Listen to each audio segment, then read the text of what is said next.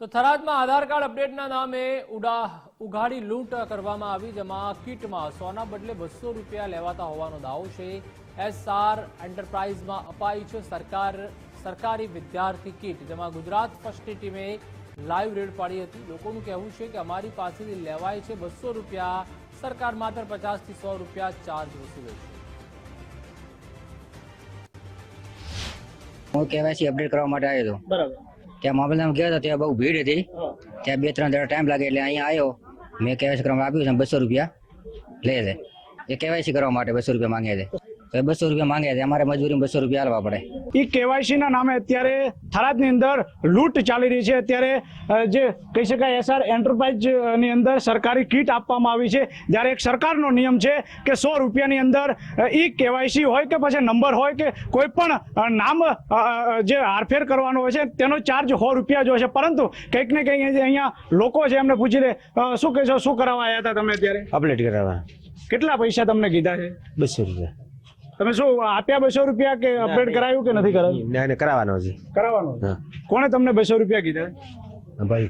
Okay, આપણે ત્યાં પણ વાત કરશું। ખરેખર અત્યારે લોકો લૂંટાઈ રહ્યા છે। સરકાર નવા જે કહી શકાય કે અપડેટના નામે વાતો કરે છે, પરંતુ કંઈક ને કંઈક લોકો અત્યારે છેતરાઈ રહ્યા છે। શું કહેશો મિત્ર, તમે કેટલા અત્યારે શું કરાવવા આવ્યા છો તમે? આધાર કાર્ડ અપડેટ કરાવવા। ઓકે, કેટલા રૂપિયા કીધા તમને? 200 રૂપિયા ભાઈએ કીધા। 200 રૂપિયા કીધા? હા। કેટલો ચાર્જ અત્યારે જે સરકારનો ચાર્જ છે 100 રૂપિયા છે, તમે 200 રૂપિયા વ્યાજબી છે ખરેખર? ના, જો સરકારનો ચાર્જ 100 રૂપિયા હોય તો આ 200 રૂપિયા તો કાઠું પડી જાય। ઓકે, ચોક્કસથી આ લોકો કહી રહ્યા છે કે 200 રૂપિયા કાઠો પડી જાય। કેટલો ચાર્જ અત્યારે? 100 રૂપિયા લઈએ। અત્યારે લોકો તો એવું કહી રહ્યા છે કે 200 રૂપિયા જ છે, હે 100 જ છે। તો લોકો 200 કહી રહ્યા છે? ના, એટલે 2 હશે તો એવું છે, એવું 2 હોઈ શકે તો થાય। એટલે કઈ રીતે યોજના 200 રૂપિયા શાના હોય છે? 100 રૂપિયા જ છે। 200 રૂપિયા શાના છે? 100 રૂપિયા જ છે। 100 રૂપિયામાં શું થાય? અપડેટ થાય, નંબર અપડેટ થાય, બધું થઈ શકે। તો 200 રૂપિયા શાનો ચાર્જ છે? 200 નહીં, 100 રૂપિયા છે।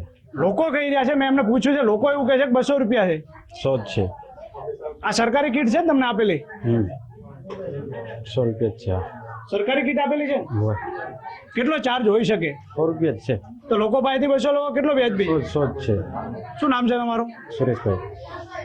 ચોક્કસથી તો આ સુરેશભાઈ કરીને છે, એ દુકાન છે, સરકારી કીટ આપેલી છે, જે સરકારે એમના ઉપર વિશ્વાસ મૂકી અને 100 રૂપિયા લેવાના હોય છે, તેના બદલે અત્યારે બહાર નીકળતા નથી। અત્યારે આ સરકારી કીટો આપેલી છે, પરંતુ અહીંયા 200 ઝાપટવામાં આવે છે। લોકો કહી રહ્યા છે, શું આ રીતે લોકોને લૂંટવાના છે? તમને શા માટે સરકારી કીટો આપવામાં આવે છે? આ અત્યારે એસઆર એન્ટરપ્રાઇઝની અંદર 200 રૂપિયા લે છે તેવું લોકો કહી રહ્યા છે, હું નથી કહેતો। શું કહેશો? કેટલા કીધા? 3 ના 600 એટલે 1 ના 200 રૂપિયા થયા। અત્યારે મહિલાઓ પણ કહી રહી છે, જેમને કામ ધંધો છે ખરે, તેમ છતાં અહીંયા અત્યારે સવારના 7 થી સાંજના 7 વાગ્યા સુધી અહીંયા શું કહેશો માજી? કેટલા કે પૈસા કેટલા કીધા તમને? સરકાર દ્વારા જાહેરાત કરવામાં આવી છે કે આધાર કાર્ડને અપડેટ કરવામાં આવે, તેને લઈ ત્યારે લોકો જે છે એ આધાર કાર્ડને અપગ્રેડ કરાવવા માટે દરેક કચેરી હોય કે પછી જ્યાં ત્યાં આધાર લિંકને અપડેટ થતું હોય ત્યાં પહોંચતા હોય છે। ત્યારે આજે ગુજરાત ફર્સ્ટની ટીમે એક લાઈવ રેડ કરતા લોકોએ એવું જણાવ્યું છે કે આધાર કાર્ડ અપડેટ કરાવવાના 200 રૂપિયા લઈ રહ્યા છે। ત્યારે અમે અત્યારે થરાદ મામલતદાર શ્રીની જોડે આવ્યા, ત્યારે ચોક્કસ તેમણે કહ્યું છે કે હું બાઇટ કે ઇન્ટરવ્યૂ નહીં આપી શકું। અત્યારે ગુજરાત ફર્સ્ટની ટીમ થરાદ મામલતદાર ઓફિસ પહોંચી છે, ત્યારે કહી શકાય જે જાણવા મળ્યા મુજબ જે આધાર કાર્ડની જે કીટ છે એ વાવ બીઆરસી ભવનમાંથી બોલતી હોય, નીકળી હોય, ત્યારે અહીંયા થરાદ જે છે એ થરાદ વિસ્તારની અંદર જ્યારે એ કીટ અત્યારે લોકોને 200 રૂપિયા લઈ અને એ વ્યક્તિ એસઆર એન્ટરપ્રાઇઝ નામની દુકાનની અંદર લૂંટી રહ્યા છે।